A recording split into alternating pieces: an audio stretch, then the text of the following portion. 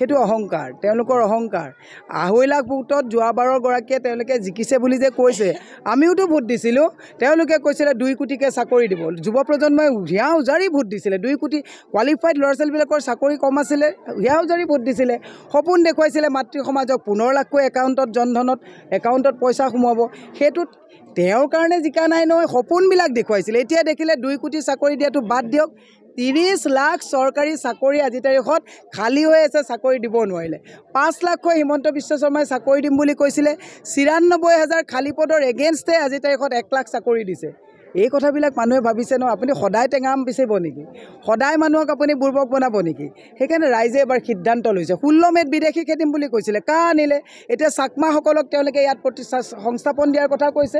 কিৰণ ৰিজিজুৱে নিজেই কৈছে, আমাৰ মানুহে ভূমিৰ পট্টা পোৱা নাই, আমাৰ মানুহৰ পাহাৰত বুলডোজাৰ লগাব আৰু বাংলাদেশী চাকমা অৰুণাচলত তেওঁলোকে নাৰাখে, হিমন্ত বিশ্ব শৰ্মাই মাটিৰ ইয়াত ঠিকাদাৰী কৰিব। সেইটো অসমৰ ৰাইজে সহ্য নকৰে। অসমৰ ৰাইজে দিও চায় আৰু নিউ যেতিয়া চাই হাত উজাৰি পেলাই তেওঁলোকে আঁতৰাই দিয়ে। গতিকে মোৰ বিশ্বাস এবাৰ আমাৰ ভাল হ'ব। হয়,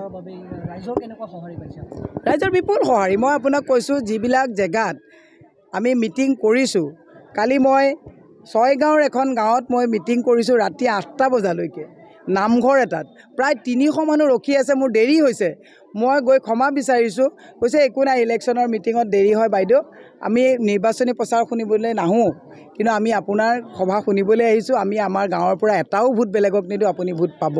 গতিকে সেইটোৱে মোক মনোবল বৃদ্ধি কৰিছে। মোৰ বিশ্বাস মই জয়ী হ'ব পাৰিম। মই এটা ভোটত হ'লেও মই জয়ী হ'ম। মই অহংকাৰী কথা নকওঁ, ৰাইজে বেয়া পাব। ৰাইজক যদি মই কওঁ 5 লাখ ভোটত জিকিম, এনেকুৱা 5 লাখ 10 লাখৰ যিমান, শুনক, প্ৰথমতে 13টা কথা কৈছিলে, তাৰপিছত 11.5টা কথা ক'লে, এতিয়া 9টালৈ আহিছে।